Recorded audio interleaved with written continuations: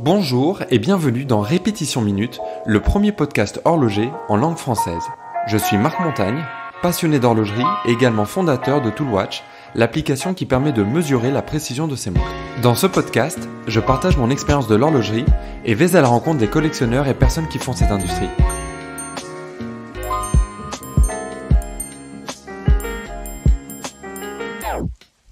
Bonjour à tous, je vous retrouve avec grand plaisir pour un nouvel épisode du podcast Répétition Minute après avoir fait une petite pause durant l'été.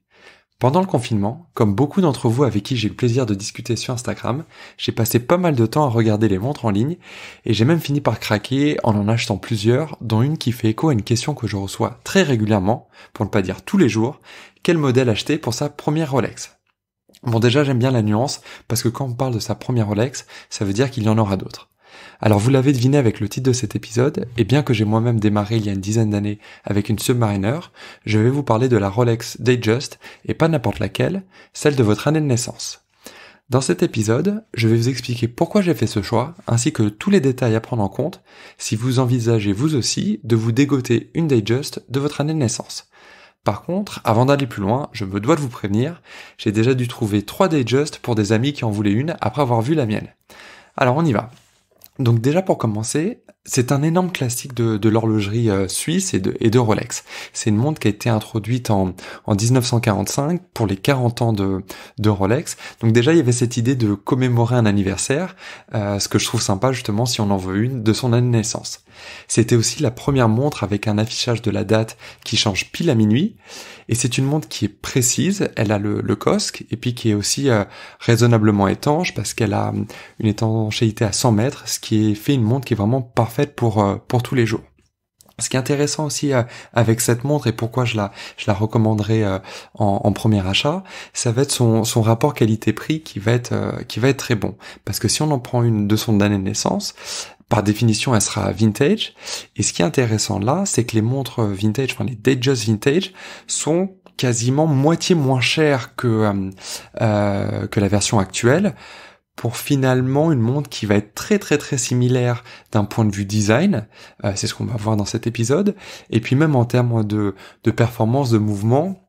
Certes, on n'aura pas toutes les dernières innovations, notamment en termes de résistance au choc, de réserve de marche, on aura quand même une montre qui sera très très très performante.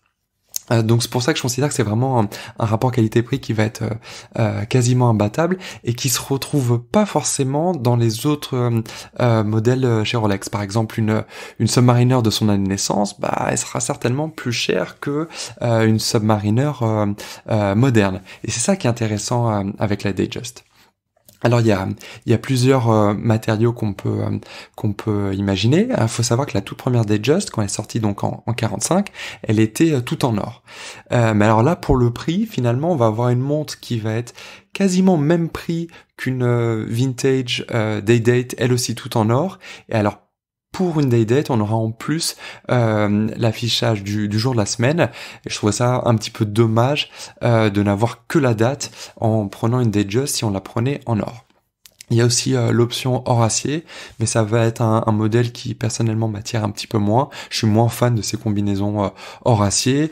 Le marché généralement aussi est moins fan de ces montres-là. C'est des montres qui vont avoir tendance à décoter un petit peu. Et sinon, il y a la version acier qui est celle que je préfère, qui est celle, encore une fois, pour une première Rolex qu'on porterait tous les jours. Voilà, c'est une montre qui est vraiment hyper adaptée, qui est agréable à porter, qui est plus légère aussi que l'or. Enfin voilà, vraiment en acier, c'est top.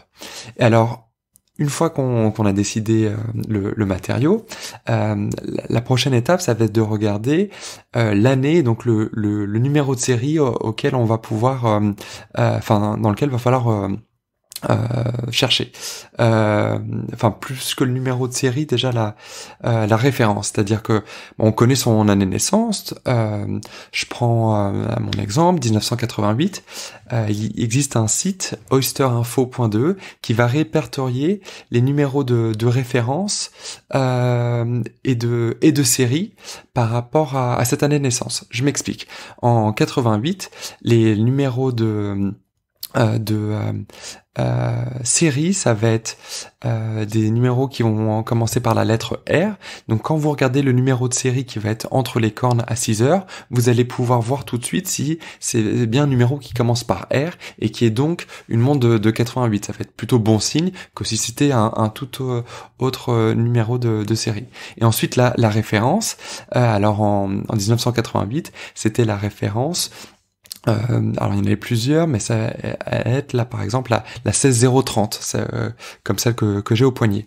Alors ce qui est intéressant avec 1988, c'est que c'était aussi une année de transition, donc il y avait plusieurs numéros plusieurs modèles qui ont été et plusieurs références qui ont existé. Mais voilà, tout ça dans le tableau qu'on peut retrouver sur internet, notamment dans le site que j'ai cité, ça va vous permettre de voir voilà quel modèle était réalisé à cette époque-là et quel modèle voilà serait authentique par rapport à l'année qu'on recherche. Ensuite, va y avoir évidemment la question du diamètre.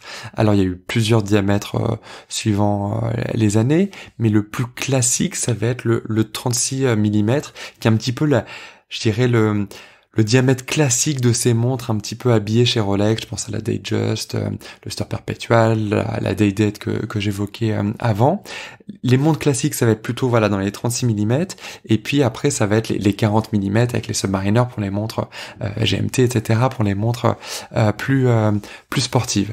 Il y a eu un modèle à 41 mm qui a été fait dans les années 2000. Il y a à partir de ces années-là, il y a eu plusieurs tailles, mais vraiment, voilà, si on veut être vraiment dans le classique, ça va être ce 36 mm qui convient bien alors aux plus petits poignets, mais même à des poignets un petit peu plus larges. Enfin, je veux dire la taille des poignets n'a pas évolué depuis 70 ans et voilà, si c'était portable par un homme à l'époque, bah voilà, ça reste une taille qui est tout à fait admise et considérée pour des poignets masculins même aujourd'hui. Après, il y a un énorme élément distinctif avec ce modèle, ça va être le bracelet. Alors le bracelet, il faut savoir, voilà, c'était le jubilé qui a été introduit là avec la Datejust. C'est vraiment ce bracelet-là qui a été qui est associé avec ce modèle-là, même si la Datejust a été disponible dans d'autres types de bracelets. Je pense au président pour les modèles précieux en or, ou même les Oyster. Actuellement, on peut avoir un bracelet Oyster sur une Datejust. Mais voilà, vraiment celui qui, à mes yeux, symbolise la Datejust, tout simplement, c'est le bracelet jubilé. C'est aussi un bracelet qui est hyper confortable. Il a ces petits maillons là qui rendent très flexibles, qui s'adaptent très bien, et c'est vraiment un plaisir à porter. Alors quand on choisit son bracelet pour sa Datejust, ce qui va être important de regarder, ça va être déjà de s'assurer qu'il va pas être complètement détendu. C'est-à-dire qu'avec les années, le bracelet va se détendre, il va être moins tendu et ça va être moins agréable à porter, parce que c'est un bracelet voilà qui va se balader un petit peu sur poignet, qui va être tout simplement en moins bon état, et on va chercher à avoir un bracelet qui sera du meilleur état possible. Comme toujours avec une montre vintage, le plus important c'est l'état, la condition. Et le bracelet en fait partie. Alors pour se rendre compte si un bracelet est détendu, ce qu'il faut, c'est tout simplement tenir la montre par le boîtier, et vous verrez si le bracelet va s'affaisser ou au contraire rester bien droit. C'est aussi quelque chose, si vous achetez en ligne, que vous pouvez demander au vendeur de vous envoyer une photo qui montre si le bracelet est détendu ou pas. Là aussi, le bracelet va avoir un numéro de série et plein de petits marquages sur le bracelet, notamment sur la pièce d'embout. Et avec ces numéros de série, de la même manière, vous allez pouvoir voir si les chiffres que vous allez avoir sur le bracelet correspondent à l'année de naissance, entre guillemets, de la pièce. Ça fait partie des éléments qui sont importants à regarder avant de considérer un achat. Un autre élément distinctif de la Datejust, ça va être le cyclope. Alors donc le cyclope, ça va être la petite loupe qui va permettre de grossir tout simplement la date. C'est un élément distinctif en termes de design. C'est Rolex qui a inventé ça. Et puis finalement, même quand on est encore jeune, ça reste agréable pour bien lire la date. Et alors, la rumeur veut que cette innovation, elle a été faite par Hans Wilsdorf, qui était donc le fondateur de Rolex, qu'il avait pensé à faire ça pour sa femme, qui avait qui avait du mal un petit peu à voir la date. Et voilà, il est venu avec cette idée-là.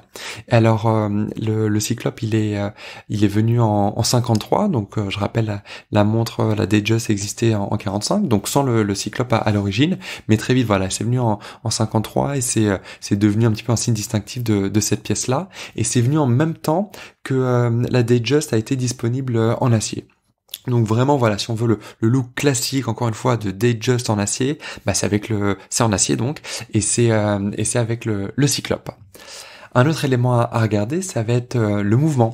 Il a subi plusieurs évolutions, et notamment à partir des années 70, il y a eu la date rapide, avec donc voilà, la date rapide qu'on pouvait changer facilement à la couronne. Il me semble que c'est la deuxième position, avec le calibre 30-35. Donc là aussi, c'est partie des choses qu'on peut vérifier facilement en jouant avec la couronne, pour voir si on a bien une date rapide. Si on a une montre des années 80, elle doit avoir la date rapide.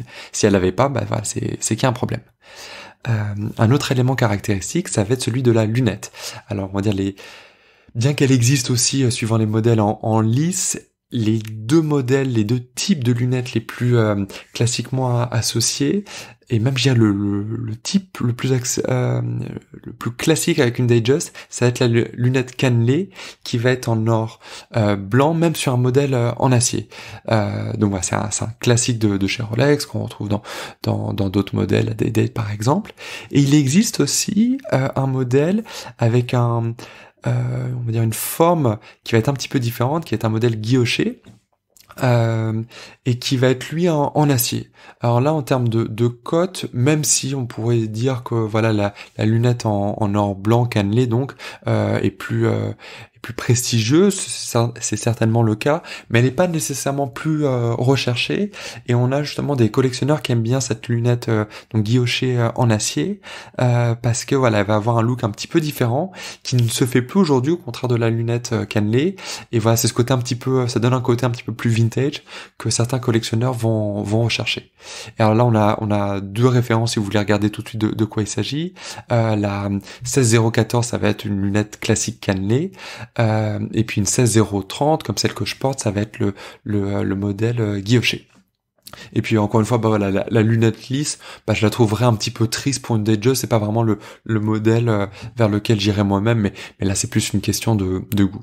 Ce qui est important quand on recherche à acheter une Datejust vintage, ça va être, comme je vous disais, de bien regarder l'état, et notamment tout ce qui va être l'état de la boîte, si elle n'a pas été trop polie. Donc ça, on va pouvoir le voir notamment en regardant bien, c'est très important de le faire, les cornes. Est-ce qu'elles sont bien symétriques, notamment en termes d'épaisseur? Est-ce que les arêtes sont bien nettes et tranchantes? Si vous passez le doigt sur une corne, c'est vraiment tranchant, c'est net, ça coupe, c'est bien net quoi. Et c'est ça qu'il va falloir chercher. Ça va vous indiquer que la montre n'a pas été polie, et ça se trouve même sur des montres. Voilà, sur le modèle que j'ai, qui est donc de 88, qui a 32 ans, ça se trouve. Donc voilà, il faut vraiment, ça peut prendre du temps de chercher, mais c'est ça qui fait partie aussi du plaisir. Mais vraiment, voilà, faut pas aller sur un modèle qui serait trop poli, avec des cornes qui seraient asymétriques, et finalement, au bout d'un moment, vous ne verrez que ça.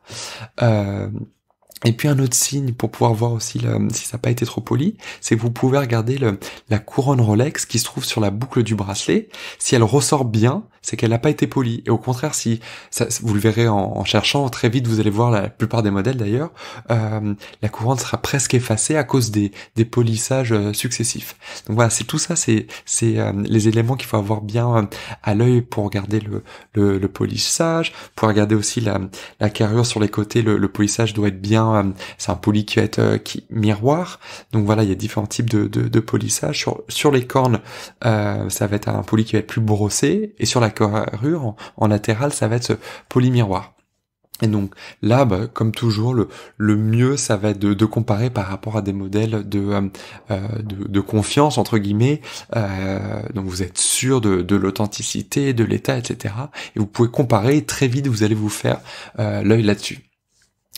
En ce qui concerne la boîte et les papiers, bon voilà, alors ça dépend de votre année de naissance évidemment, mais passer un certain âge, ça va être de plus en plus dur de trouver un modèle avec boîte et papier. Et moi, ce qui va être le plus important pour moi, ça va être les papiers. La boîte, on n'est jamais sûr si c'est une boîte d'origine, parce qu'on peut retrouver une boîte qui a été faite plus tard. Là aussi, il y a des types de boîtes. C'est comme avec les bracelets, des générations de bracelets, des numéros de série, etc. Et on peut retrouver une boîte qui serait conforme par rapport à l'année. Alors voilà, si vous voulez vraiment être maniaque et on est beaucoup à l'aide, ça peut être toujours mieux d'avoir la boîte. Mais ce qui va être vraiment important pour moi, ça va être vraiment les papiers, parce que là aussi, voilà, c'est plus dur à contrefaire. Et puis si tout concorde, finalement, voilà, c'est un gage de qualité et d'authenticité, et je trouve ça sympa d'avoir un papier avec son année de naissance, voire même le mois de sa naissance. C'est encore plus sympa si on arrive à le trouver. Un autre élément qui est hyper important, si ce n'est le plus important évidemment, ça va être le cadran. Alors ce qui va être sympa aussi avec la Datejust, et c'est pour ça que c'est un modèle que je recommande, c'est il y a énormément de variétés de cadrans, que ce soit au niveau des couleurs, des matériaux, des finitions, des index, etc. Voilà, il y a toute cette variété qui rend le modèle très très sympa, très plus fun tout simplement à collectionner que n'importe quoi, une Explorer. C'est un très beau modèle, mais c'est un modèle que je trouve un petit peu plus fade, même si on a des très beaux, notamment vintage, etc.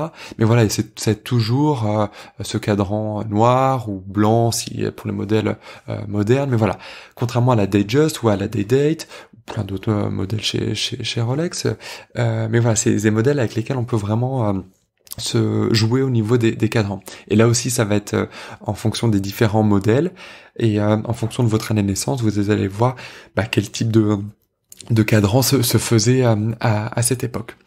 Ce qui va être important, comme toujours, c'est d'examiner hyper attentivement le logo, l'impression des différents éléments, les inscriptions.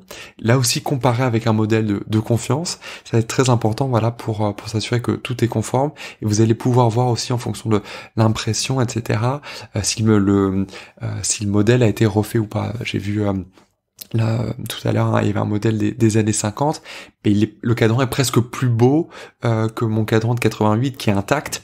Voilà, c'est un cadran, et il le disait dans l'annonce, qui a été refait.